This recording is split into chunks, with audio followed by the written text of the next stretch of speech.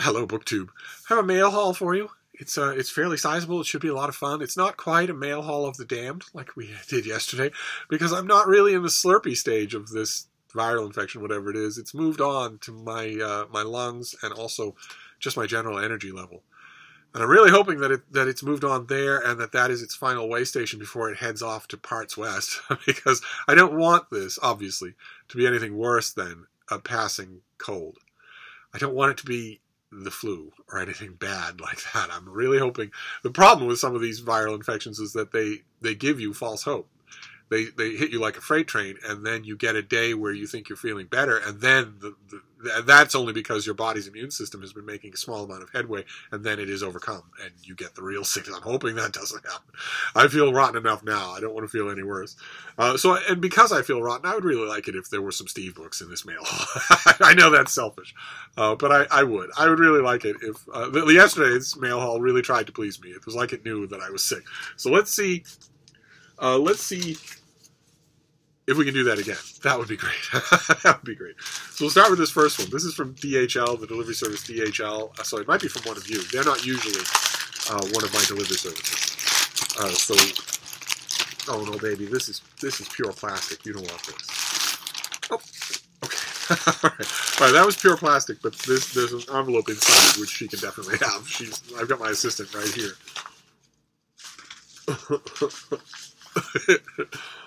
Oh, the book gods. All right, the book gods know that I'm sick. The first one's a Harlequin romance. This is Kelly Rimmer. It's a startup in the city novel, and it's called Unexpected. Look at that charming cover. Oh, my. Okay. Look at that. That is just wonderful. Look at. Can you make it out with the crappy lighting in my videos? Look at that. That is wonderful. Okay. Let's see what we have here. This is best-selling and critically acclaimed author Kelly Rimmer delivers an unforgettable friends to lovers romantic comedy with her charming new novel. Gamer Abby Herbert's carefully planned life is turned upside down when she gets a devastating news from her doctor. If she wants to have a baby, she needs to get pregnant right away. Deb hit me with that a couple of times, and both times the doctor notes were fake. She might not have the perfect man to share her dream family with, but she does have the perfect person to be the father, her best friend and tech entrepreneur Marcus Ross. It's not long before the deal is struck between them, ignites more than friendly feelings between these lifelong best friends. Okay. All right. Hello. What are you doing? Hi, baby. Oh, you're a good girl. It's not the book gods alone who are being very nice to me. It's also my little warrior princess is cool.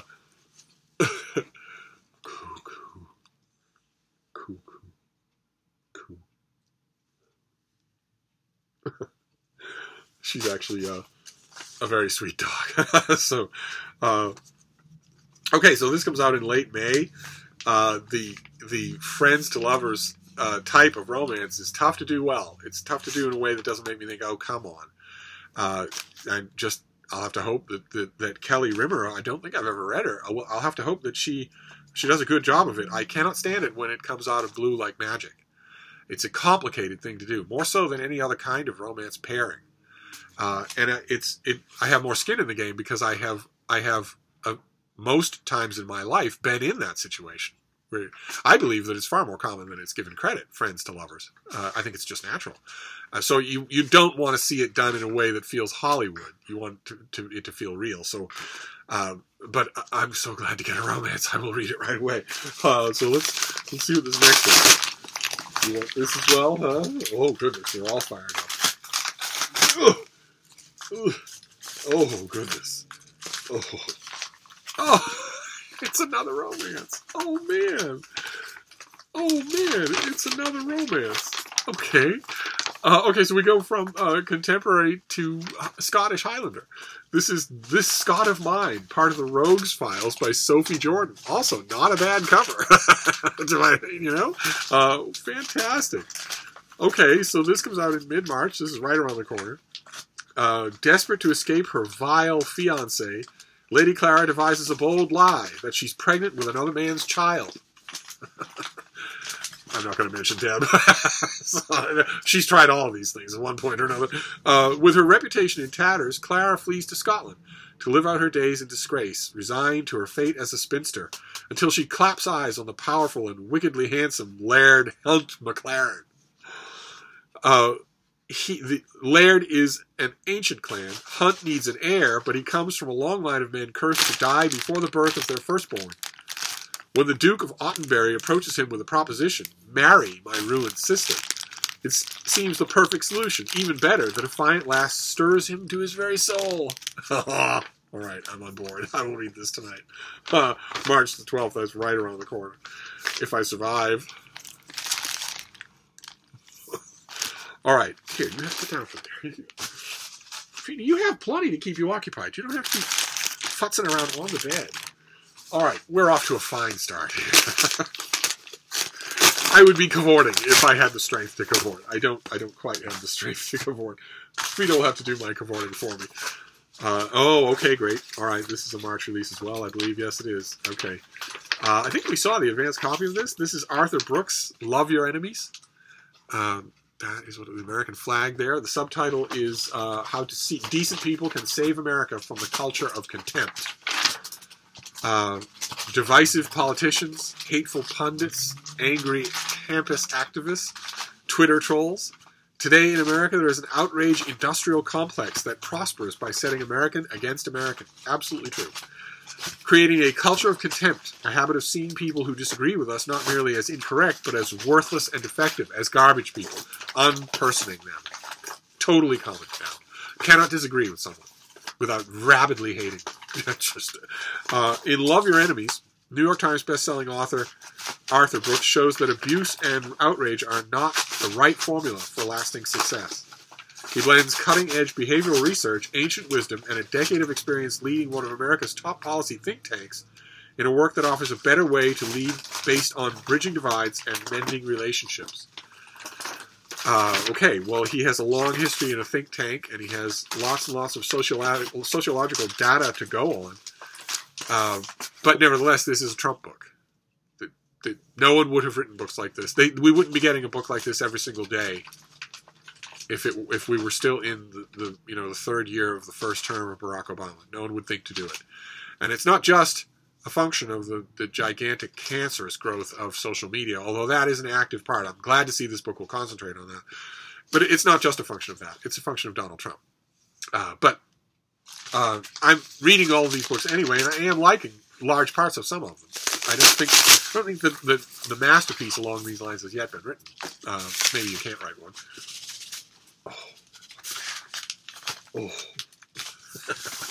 Let's see. Okay. All right. This is down the line. Yeah, this is July. Thank God. This is Turbulence by David Zalay, who was briefly a Booker darling in Man Booker Talk for All That Man Is. This is his next book. In this book, he returns to the same sequential form that was, one of the things that all the critics talked about in All That Man Is.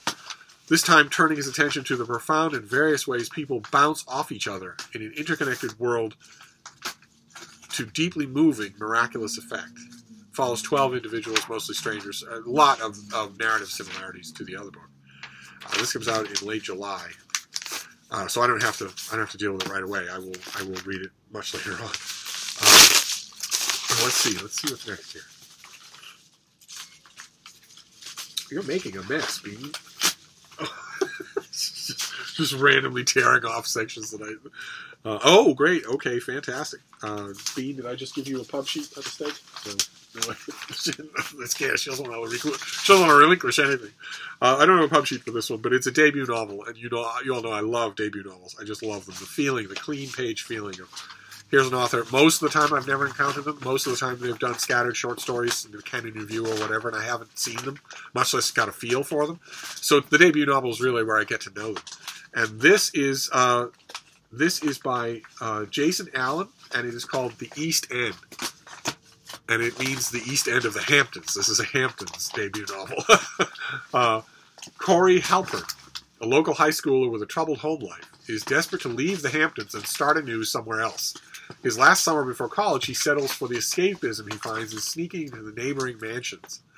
Which of us has not snuck into an abandoned Hamptons mansion? I ask you. It's a ton of fun to do. Just don't take anything or mess anything up. It's so much fun, especially in the off-season. One night, just before Memorial Day weekend, he breaks into the wrong home at the wrong time, the Sheffield estate, where he and his mother, Gina, work.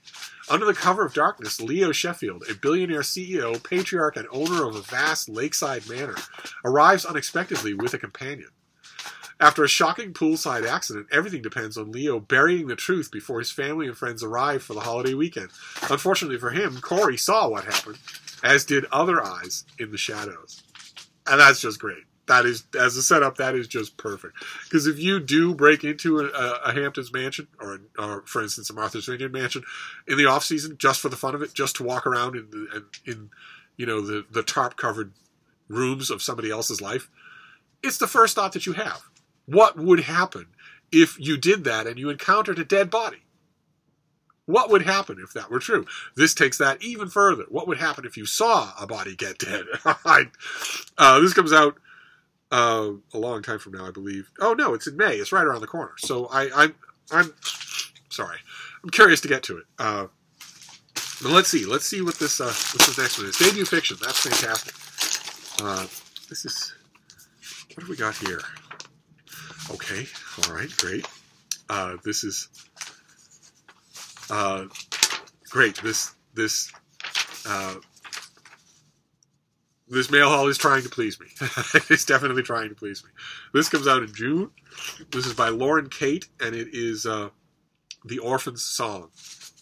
And it is a novel set in Venice, my second favorite city on earth. Known as the City of Mass, Venice circa 1736 is notorious for its excesses and its reputation as the place where lovers and revelers don carnival disguises and move secretly within society. On most days, the city's sick and orphans are the only bare faces wandering the city. Yearning to join the mass revelers are two foundlings raised within the halls of the Hospital of Incurables, a famous hospital of worship that serves as both hospital and orphanage. Over centuries, its massive stone complex, still standing today, has been reinvented as a conservatory for the best singers and musicians on the continent, an ingenious plan that brings acclaim to the church and fills its coffers. Among the talented foundlings are Violetta and Mino, two lovely teens with big dreams who meet for the first time on off-limits rooftops. Violinist Mino is a self-taught luthier with aspirations that reach far beyond his humble beginnings, and Violetta is a gifted soprano. That's going to be their story, The Orphan Song. So, who is Lauren Kate when she's at home? Number one, New York Times bestselling and internationally bestselling author of 9 novels for young adults, including Fallen, which was made into a major motion picture by Sony. Okay. Her books have been widely translated into more than 30 languages and have sold more than 10 million copies. Good Lord. Okay. Okay, well, it's a Venice novel, and I don't need much more than that. And it comes out relatively soon. No, in June. It comes out in June. Fantastic. And also, not only a Venice novel, but also another example of the trend that we've been watching on this channel of 2019 being absolutely flooded with historical fiction. So, great. Fine by me, the more the merrier. Let's see what's next. You ready for another one? Huh?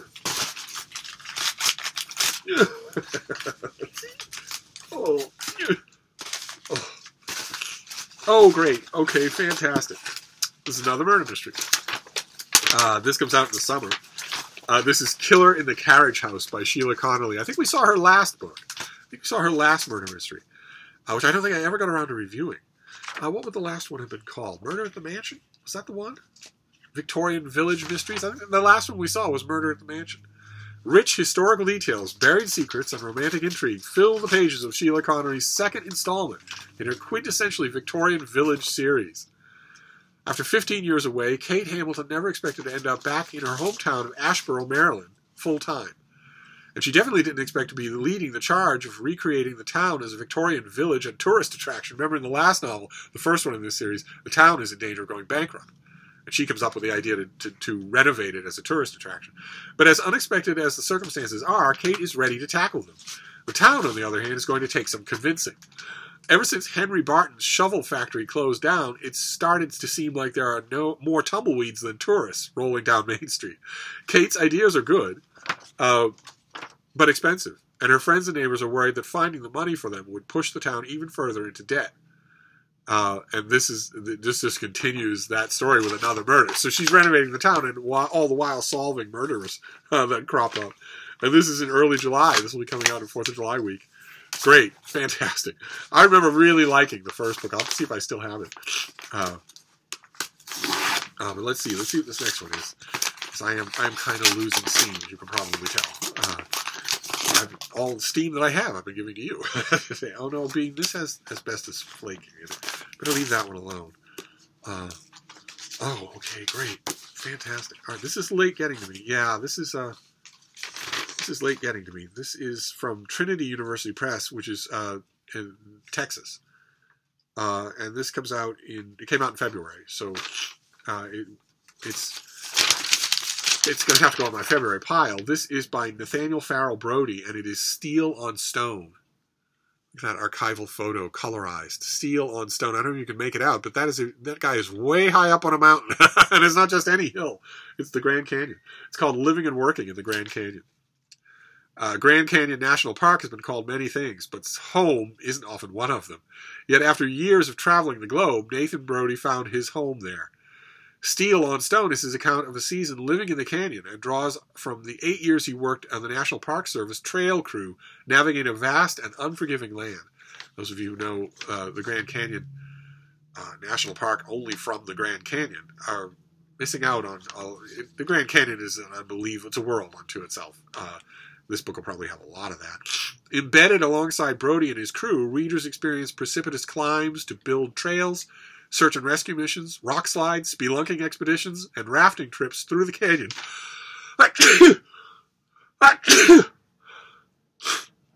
On the Colorado River. From Brody's chronicles of tracking cougars and dodging rampaging pack mules to adjusting to seasons spanning triple-digit heat and inaccessibility during the winter, we learn about the rarely viewed life cycle of this iconic park and its complex ecosystem. Fantastic. Fantastic. Okay, I might have to bump this onto my February reviewing docket, because I don't want to let this go.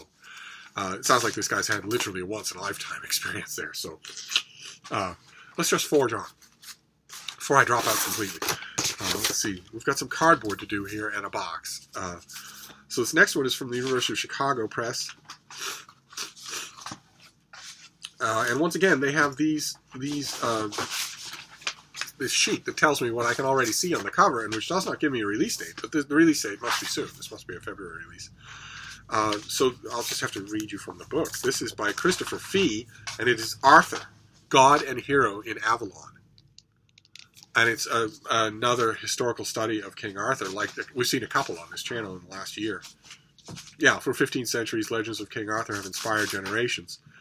And in this book, this book views Arthur in terms of comparative mythology and argues that the once and future king remains relevant today because his story speaks so eloquently about universal human needs and anxieties. So this will study Arthur in mythology, which the last couple have done that as well, but I'm always interested in a new Arthurian book. Absolutely. All right, let's move on here. Okay, this one is fighting, so we'll have to tear it apart manually like a bear in the woods. What is that, baby? Even Frida's losing steam here. What have we got here? Got the plastic as well. What could this be? Oh, it's lovely. Oh, what is this? Oh, it's lovely. It's a lovely little thing. What have we got here? All right, this is by Giorgio Agamben, and it's Puccinella. But it's a heavily illustrated, lovely little thing. What is this? Also from the University of Chicago Press. Also comes out in February, so it's late getting to me. The list of subjects that Giorgio Agamben has tackled in his career is dizzying, from the dangers of our current political moment to the traces of the distant past that inflect the culture around us today. With Pulcinella, he is back with yet another surprising and surprisingly relevant subject. The Commedia dell'arte character, Pulcinella. Oh, son of a gun. So this is just a study of Pulcinella, but it's liberally illustrated with illustrations by one of my favorite artists of all time, Tiepolo. So you get not only full color illustrations, but also sketches, including the one on the cover. Fantastic! Wow. Okay, I did not see this coming. How odd. University of Chicago, I swear. You never know what they're going to do. So this is a February release. I'll have to get to this right away, but it's also a tiny piece, so it won't be any trouble to do. All right, let's move on. Let's move on to this next one here. Bean has disappeared. She is off somewhere. What are you doing? No, no, no. Don't eat anything over there. Come over here where I can see you. Oh, she's such a bad dog. Right. Oh, okay, great. Right, this is another March book, if I remember correctly. Yeah, this is another March book. My March is just out of control.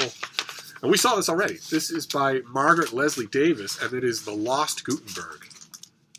The Lost Gutenberg. Subtitled, The Astounding Story of One Book's 500-Year Odyssey.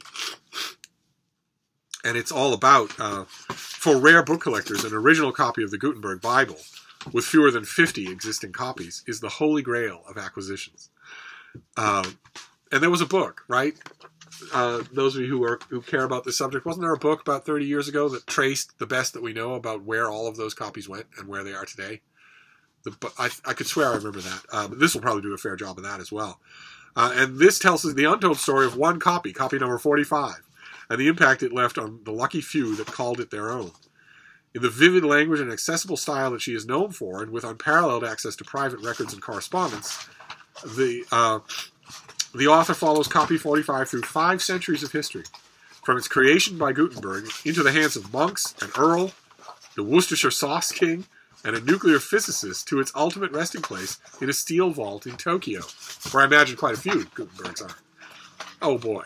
Oh, that sounds fascinating. Okay, well, great. So this will be the story of one Gutenberg, and it comes out in late March, so I have time to get to it. If I have an advance copy, I don't think I've got to it. But this will be our last one. This is the box. Fairly heavy. Could be a finished copy, and since it's bigger, it could be a finished copy of an illustrated book, which would be lots of fun. You want cardboard? It's just this mail haul has done its best to please Steve, and I'm hoping that this is its last chance to do that. We've had some. I mean, 2 romances to start off, an Arthurian book, a debut novel. We've had some fine stuff. I'm hoping this last one. What have we got here? Okay. All right. Okay. It's another March book, and it worked.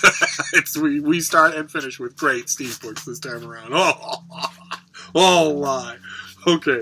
This is by Mark Norell, and it is The World of the Dinosaurs, an illustrated tour. There's the front. There's the back. Oh, my. Oh, boy. Okay. Although dinosaurs have been extinct for millions of years, and their fossilized bones have enthralled us since the 19th century, we are living in a golden age of dinosaur discovery. New technologies, new research methods, and newly fluid borders are now leading us to unearth roughly 1 new species every week. As we learn more and more about the world in which dinosaurs roamed, we develop an ever-deepening understanding of dinosaurs not as extinct wonders, but as living, breathing, and feathered creatures. Beings whose evolutionary descendants fly and walk among us. And I can't wait. Some of the very latest work on tyrannosids, for instance, the gigantic family that gave rise to Tyrannosaurus rex, the most famous dinosaur of them all. Some recent work on them gives the strong impression that they were not, after all, feathered. But feathers were certainly more common than we thought. It's also a little bit reductive to say that birds are dinosaurs. That also kind of skims over a few really interesting complexities. But let me see here. Bean, none of us can hear anything because of you. I gave her a box. That was my first mistake. No one could be better equipped to lead us on a tour of these discoveries than American Museum of Natural History paleontology curator Mark Norell. Published in association with the museum, Norell's The World of the Dinosaurs draws from his decades of experience at the museum and in the field, as well as from the museum's own archives and fossil collections, the most diverse in the world. Those of you who have not been to the American Museum of Natural History off Central Park in New York City, correct that right away. The next time you go to New York, make it your first stop. In fact, the next time you go to New York, if you go there for the first time, let's set up a date. You can go. We'll walk around the Museum of Natural History. You can't do it all in one day, but you can do the highlights in one day, and then we'll go to the Strand, and then we'll get some supper. I'll meet you there. This is fantastic, though. Incredible. All right, so this mail haul ended. My own little dinosaur's going crazy. Frida, want to give it a rest, little girl? Can you see? Can you see her? She's going crazy on the box. Just tearing into it like a little German beaver. Oh, wonderful. All right, so I don't know. I'll try to muster the strength for Steve Pyramid. So we have the world of the dinosaurs. We have the Lost Gutenberg, which traces Gutenberg number 45 in his 500-year history. We have a lovely illustrated keepsake book of Pulcinella, his history and his appearance in art, including Tiepolo. We have a new book on Arthur, on the mythological groundings of Arthur, of the King Arthur story. We have Steel on Stone, a memoir about living and working in the Grand Canyon. We have Killer in the Carriage House, the second in a Victorian murder mystery series. We have The Orphan Song, a historical novel taking place in 18th century Venice. That was 18th century Venice. We have The East Wind, a debut novel set in the mansions of the super rich on the Hamptons. We have Turbulence by David Zalay, his follow-up to his Booker Darling. We have Love Your Enemies by Arthur Brooke, in which he is going to invoke current trends and also some ancient wisdom, including, I assume, I hope, the piece of ancient wisdom mentioned in his title, as a cure for what ails our current society. And then last but certainly not least, two romances. This Scot of mine, a Scottish Highlander romance, and Unexpected, a contemporary friends to lovers romance. So as far as restorative mail hauls go, that is just about as good as I can hope for. We've got Venice, we've got a debut novel, we've got dinosaurs, we've got romances, we've got King Arthur. So this will keep me going for a bit. But I'm going to sign off now because my baby's going crazy, and also because I'm feeling a little tired. If I can, I'll be back. But I'll see you soon. Thank you, BookTube.